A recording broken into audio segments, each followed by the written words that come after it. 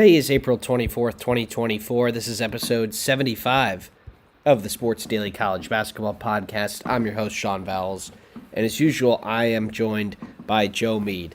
Tonight, Joe and I will go over a bunch of portal updates, some commitments, and then some guesses on where we think the teams will go in the future. So, Joe, going to start off with one of the teams that is a blue blood.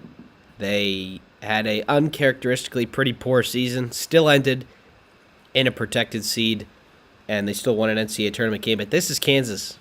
Kansas landed one of the biggest fish in the portal. That's A.J. Storr. Thoughts on Bill Self getting one of the better players in the portal? I am truly shocked. I thought A.J. Storr, and we even indicated on the show for a while, was headed to Illinois, kind of going to be maybe the next big portal prospect to go there, Terrence Shannon being the former. But no, Sean, he decides to go to KU. I think this kind of came out of left field at the last second. Certainly NIL wasn't play here, but most indications had him going to Illinois for weeks. So for Kansas to pull this off in a very quick reversal of fortune, I'd say, I think that's really impressive by Bill Self, and maybe this was part of his plan all along, only he would truly know. But, Sean, I'm thinking KU, especially considering they're probably going to get Hunter Dickinson back. They'll probably be another experienced team and another team with better depth that could go on a better run this year. What do you think? So Kansas reportedly had an offer out to Storr for $750K. Reportedly he wanted $1 million and an apartment for his mom. Now, I think Kansas upped their offer at the last second. That's what I think happened. I think Illinois probably had a higher offer than Kansas. Still not what AJ wanted, which is why he didn't commit. And then Bill Self came in and closed the door. I think it'll be really good for him. Bill Self is a great coach for this sort of player. That wing. Plenty of Kansas wings in the NBA. I think that's where A.J. Storr's headed, and he's going to have every opportunity to be an All-American this year. Not quite that this year at Wisconsin. No, he did take pretty much an entirely returned NIT team to a 5 seed, but certainly some flaws there in Wisconsin. So there won't be many on this team. Joe, you mentioned Hunter's back. KJ Adams is back. Johnny Furphy's in the NBA draft, still keeping his eligibility. That's truly a 50-50. I think DeJuan Harris is back. And then they've done some other damage in the portal. They get Zeke Mayo from South Dakota State. But the third transfer ad that I want to talk about is Riley Kugel from Florida. 9.5 points a game there in Gainesville. He did commit to Kansas. But it's a little more than rumors now, Joe, is that he has been denied academically into Kansas. Now, this is not something that usually happens with the Jayhawks. Happens with another blue team a little north and east. But with where Florida is academically, this is certainly a pretty big shock that Riley Kugel is going to have to find somewhere else to play next year. Sean and I were talking offline here, and I frankly didn't even have this come across my space, and we're in a lot of group chats with a lot of different people from around the country. This one's truly shocking, Sean. This is one I wouldn't have forecasted. Probably any day of the week you get, even with Kansas, you get someone with a better offer, whether it's NIL, whether it's playing time, and all of those probably could have been a reason why Riley Kugel wouldn't have come to Kansas. But for academic reasons, I'm truly baffled by this, Sean. The conspiracy theorist in me might suggest there's something else to this story, but if that's truly the sole reason or the driving reason, that's pretty shocking. Now, there were some other things at play here. Maybe, like you said, Joe, there's a couple other big fish out there that Kansas have got, into final lists. And certainly those players such as, like, Rylan Griffin, Kobe Bryant, you'd want those players over Kugel probably. So maybe it's a sort of a playing time crunch. We have seen these things happen over the years.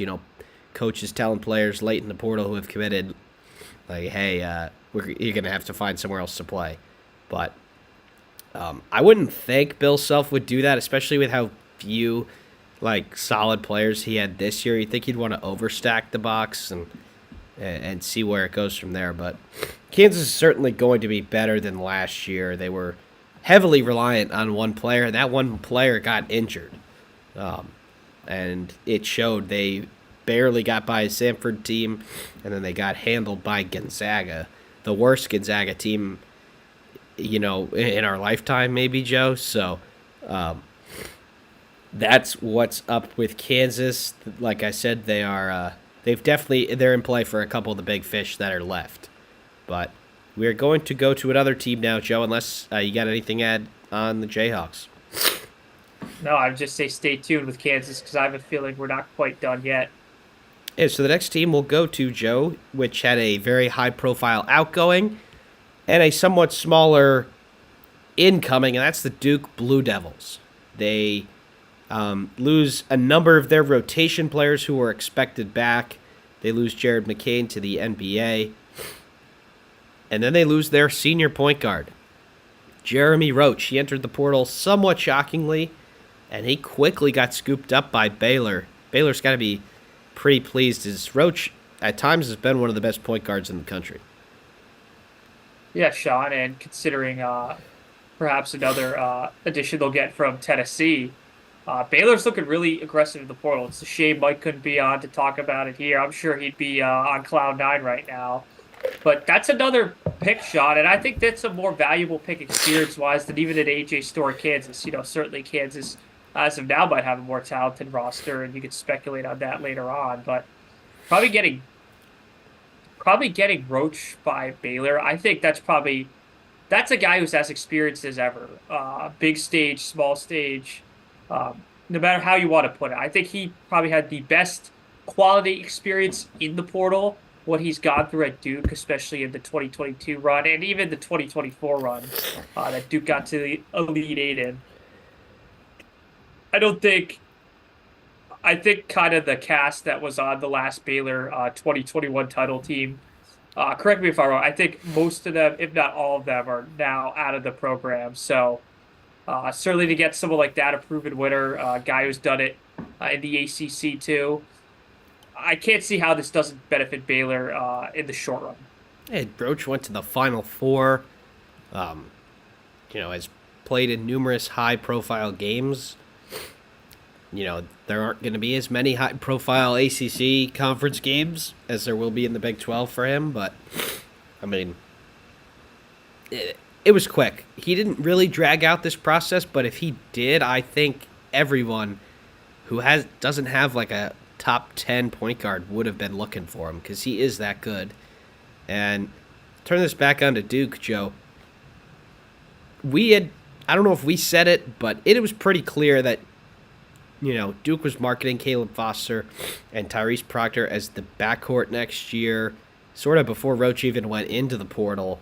What do you think Shire's thinking was here? Do you think Roach asked to transfer, or do you think he sort of handed the keys over to Tyrese Proctor and Foster? I don't really think he would have told Shire that. I think Shire would have loved to have him on this team that's going to be primarily freshman-driven now.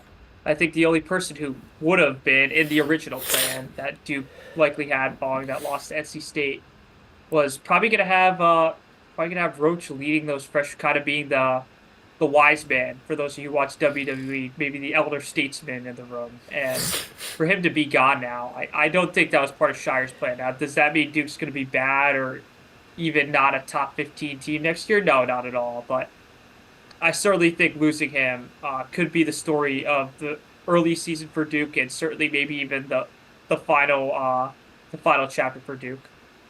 Now they did bring in a somebody not to replace Jeremy Roach, but someone who comes from the national runners-up this year. Mason Gillis entered the transfer portal after 4 years with Purdue. We think that it was they were oversigned by a couple players. So we did know that a couple of the seniors with a COVID year would have to go somewhere else unless they wanted to sort of do a mass redshirt over there at Purdue, which they have done before. But Gillis, rumors were that he was headed to Duke pretty quickly after he entered. That's where he ends up. Certainly not somebody who's going to be an all-conference ACC player, but tremendous experience coming from a Final Four team last year. I think Gillis should slot in pretty well to the four at Duke, right? Yeah, and whether even if it's off the bench in a certain role, I think he'll give you what he did at Purdue, right? 20 and maybe even 25, depending on the game, foul trouble, whatnot, and fit Sean. I think he'll get them, a solid 7, 8 a night. I think his 3-point shooting's great. I do think he is the guy that you want probably on the free throw line at the end of a game if you're Duke, considering how inexperienced that roster will be. And I think Shire, that was a direct counter, as you said, Sean, to a Jeremy Roach leaving. Do I think that Gillis in any way fills that void? Probably not close. Different position, different type of experience. But certainly at worst, he'll be a very good depth piece for Duke. And at best, perhaps he can even start at the four, like you said, Sean. Yeah, I think Duke has those first four, or at least the first three spots locked up at this point. That would be the two guards that I mentioned earlier, Proctor, Foster, and then the number one recruit, Cooper Flagg, who will certainly be the guy on this team. He'll be at the three likely, so you think Gillis is at the four, and then, whoever, there's still a couple good fives there in the portal, or, Stewart and Power left. A lot of those role players at Duke left, so they're going to have to fill out their rotation with some transfers. They do have a other freshmen coming in too, but I think Duke's team is, shaping up well, all things considered. There is a lot of panic, or not panic, but sort of alarm bells ringing when you have 4 or 5 of these role players transfer out who are supposed to, step up in roles next year, but I think Duke will be just fine. Up next, Joe, we've got a transfer that sort of didn't really ever get going until very recently. That was Trey Townsend from Oakland. Now, Jack Golke was certainly the hero of that Oakland team in the NCAA tournament with his ability, to shoot threes. But Trey Townsend was this team's best player throughout the whole season. Horizon League Player of the Year. Certainly maxed out his ability at the mid-major level. Won the Conference Player of the Year. Won a game in the tournament. Now, when he entered, it was assumed that Michigan and Michigan State would be pretty heavily involved. And, we'll talk about Michigan later. Michigan State does not go after him. They get another player. Not exactly the same sort of player, but Trey Townsend ends up with Tommy Lloyd at Arizona. Where do you think Townsend fits into the fold there for Arizona? And what do you think he could do at the Power 5 level? Sean, I thought about it for a while. I think most people really expected him at Michigan State. I think he entertained the Michigan offer. He is from Oxford, Michigan, just for some context for our viewers. So never really played out of the Midwest his entire life. So for this to happen was pretty surprising. I understand Arizona is a blue-blooded program, or if not that, probably on the precipice of it. I do think that he fits in better in Arizona's system than Michigan State's, and I think a lot of people are going to yell at, maybe raise their fists at me, but I'll tell you why. I think a guy who's a back-of-the-basket guy who's 6'8", 6'9", in the Big Ten, I think there's plenty of those, Sean. We see those year in and year out. I think at Arizona, especially the new Big 12, I think there's more, I want to say, uniqueness to that. There's less familiarity with it, especially. I think he'll do better in Arizona's system, especially as people figure out what Arizona's system is. You got to remember, Sean, them going to the Big 12, there's going to be a lot of unfamiliarity there. So putting a guy like Townsend into that equation, another person who's going to be very hard to scout for, along with the other talented players Arizona's will have, I think it's probably the best pick for him. It's certainly one that was very unexpected. I think it went from Sean, Michigan State being the most likely to them being out to it going down to Ohio State, Arizona. I think a lot of people still assumed it'd be Ohio State, but Tommy Lloyd, probably the most unexpected transfer yet in terms of no one would have projected Townsend to Arizona day one, but really good on him, and I'm frankly kind of disappointed he's not going to be the Big Ten. I really expected him to be. Yeah, this is an interesting one, Joe, because the Wildcats are going to be a very different team next year. You've got Ballo transferring to Indiana, Boswell to Illinois, and Love, Caleb Love is still mulling whether to use his COVID year or not. So there's a chance that Townsend might be one of the featured guys here. And now he's a very solid player, probably a little bit undersized at the 4 in the Big 12. And, I'm not super familiar with who Arizona's gonna put on the court next year. I don't think they, maybe some players taking steps off the bench, but they're losing most of their starters, and they get somebody pretty talented, but they've got some talent going out the door, so it's a good sign that they've got it coming the other way too. Now, I think he was always going to, he fulfilled his requirement to Oakland, 4 years there, graduated. I think Greg Campy, the coach there, was very supportive of him going and kind of trying to make as much money as he can. Reports are he's getting $500K out there in Arizona, so good for him. But I think the offseason's still very incomplete with the Wildcats. And if they don't add a lot more talent, Joe, I think it could be a real tough, rude awakening for them in year one in the Big 12, which still might be like a 6th or 7th place finish, but it will not be as easy as it was for Houston if Arizona doesn't bring in a couple more players. Now, Joe, we've got one more team that I wanted to talk about, and that's your Michigan Wolverines. Dusty May, some are calling him on the field of 68, the Dustbuster, is going to work in the portal. You've got Danny Wolf in the door from Yale, a couple of others, Sam Walters from Bama. Trey Donaldson from Auburn. And then this last one, the biggest fish so far, Roddy Gale from Ohio State to Michigan. We've seen a couple of these sorts of transfers, Joe, basically transferring between rivals. Thoughts on, them as a whole? Obviously, Aiden Holloway, Auburn to Alabama, Gale, Ohio State to Michigan. Thoughts on transferring between pretty big rivals? I think at this stage, it's the name of the game, that famous quote, "What happened to the game I love?" Well, this is the game you love now, and you either got to continue to love it. It's like you love one of your kids when they do something bad, or you just neglect them entirely. Kid versus the game of college basketball. I think we can make the distinction there. But Sean, I think it's a very interesting one. I think Roddy Gale was one of Ohio State's more effective scorers in the past 2 years, especially in Ohio State's late run in the 2023 Big Ten tournament. He did struggle with the wrist injury, which is why I think that 3-point percentage was really poor. But I do think he is going to fill that number 2 role, combo guard role that Janelle Davis, filled in at FAU. And I think the clearest indication that Janelle Davis will not come to Michigan, among a lot of other things, is this commitment by Roddy Gale. He's a guy with 2 years of eligibility left. I think he averaged 14 a game at Ohio State this year with a bad wrist for a decent amount of the year. Nothing's telling me he can't average, 16 to 18 this year, and he'll probably be one of the featured scorers on this team. Vlad Golden will probably commit any moment now. He's not going to get typical Michigan. He did graduate from FAU. But this is a really interesting lineup for Michigan, Sean. You have Trey Donaldson at the 1, a guy who put in pretty solid minutes at Auburn, had some trouble with turnovers, but I do think that's a byproduct of their system. Got a really good starter, Roddy Gale, at the 2. The 3, maybe a little up in the air with, Namari Burnett, a solid starter.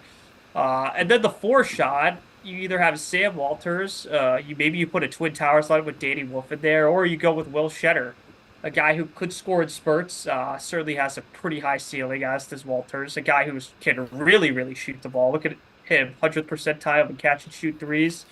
And then Vlad Golden. So with that, you have, 2 really good starters, 2 solid starters, and then a bunch of guys that could pop off out of nowhere. And with Reuben Jones, the North Texas guard, good 3-point shooter, good defender.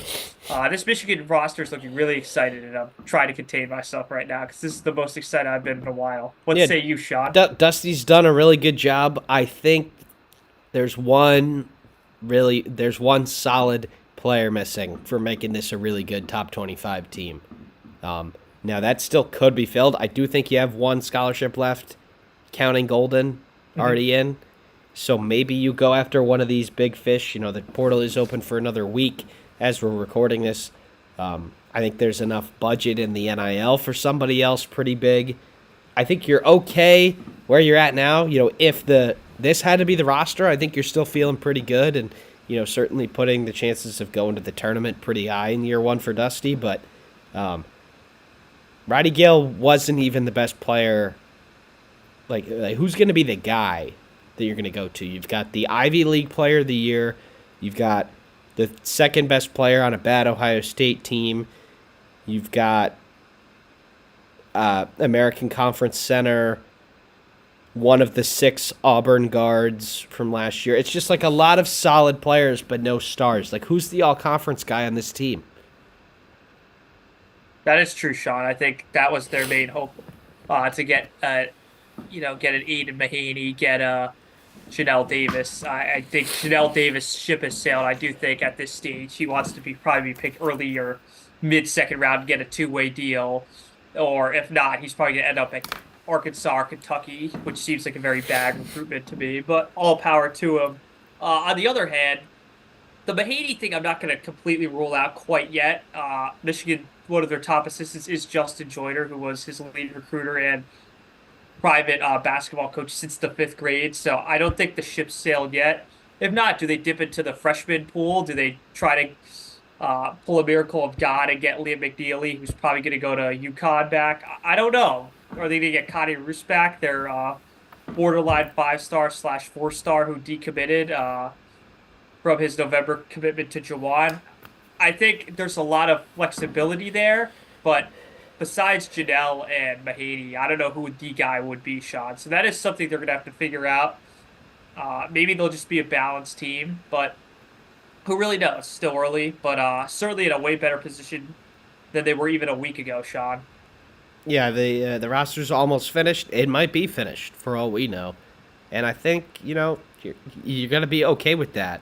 If you had to roll out, those 3 guards and Wolf and Golden, as you said, with probably 4 like solid bench players, and that's really what it's going to come down to. But Joe, we do have a couple of other names that still do not know where they're playing next year, and you mentioned a couple of them there. Davis, Mahaney, McNeely were my first 3 names I had down. You laid it out correctly on Davis. He's either going to one of the 2 schools that Calipari's coached at recently or will next year, or the NBA. I do think the NBA is probably leading that right now. Nobody's giving him the massive bag that he wants. Mahaney is he just visited Creighton, and there's some other schools in for him. McNeely certainly looks like he's going to be a UConn Husky. And there's 2 other big names. One of them has already started to set visits. That's Great Osabor from Utah State, the first team all-conference player in the Mountain West last year. He's starting to set some visits at a lot of the schools that you would expect. And there's one other big fish, Joe, that I've not heard anything about, and that's Desmond Claude from Xavier. His progression from year 1 to 2 was pretty special at Xavier. He is a big fish that somebody could snatch up here at the last minute and really change the trajectory of their offseason. But any other names that were, obviously the ones who still haven't committed, but we know where they're headed. Are there any other ones out there that you want to talk about before we wrap this up? I think we talked about it last time, Sean, but at least in my circles, I've heard crickets on Cliff Amori. Yep. Same with you, I assume? Well, he visited Kansas, but I think that was a contingency plan if Hunter decided to go. Kentucky gets Amari Williams from Drexel, so you don't need both of them. Arkansas has Big Z. I mean, maybe they try and get Cliff down there, but he did set visits. You got Kalkbrenner going back to Creighton. Like, a lot of teams that want good 5s have them already. Like Ballos at Indiana, Hunter, Williams. Like I said, all this sort of spots. Samson Johnson's going to get a featured role at UConn. Like, there's only a couple spots that can pay for what Cliff wants, and I think all those teams already have their 5s for next year. So I think we could see an outside of the box move here from Cliff, or he might just have to turn pro. Yeah, Sean, and I think one more is a Javon Small, but I do think he did just take a visit to Ole Miss. Other than that, Sean, a lot of these guys are starting to settle in, if not be 95 to 100% crystal ball somewhere. So, we are shooting this April 24th, so we still do have a week left in this portal cycle. So, Sean, an over under as we end here of 2.5. How many of 2.5? How many, let's say, stars slash best players of pretty major teams enter the portal the next week? 2.5. Are you gonna go over or under? I think under. Under. I think for the team, for those sorts of players, like for what they would want to transfer for to get a lot of money, like that money's already been given out. Like I think we might see, all the coaching change sort of transfers are done for the most part. We've just had a couple today. Supreme Cook is entering the transfer portal from Georgetown. He's our Fairfield guy. That was a little bit unexpected, but Georgetown's been heavily involved with some centers in the portal, so that's not that surprising. I think you can sort of read the tea leaves on all of these entrants, like just before, like we said with Roach, like we said with Gillis, but Claude was the one that was real shocking to me because Xavier was starting to bring in some real good transfers. They have both of their seniors returning for missing this year with injury in Fremantle and Hunter. That, like a Desmond Claude sort of shock transfer, I don't think we'll see any of those left, but we could see some of these fringe, starters on these tournament teams maybe decide that they might be better suited somewhere else. But still, thousands of players that don't know where they're playing next year. So, this wasn't, this, back in the day, this used to be a pretty calm time for coaches.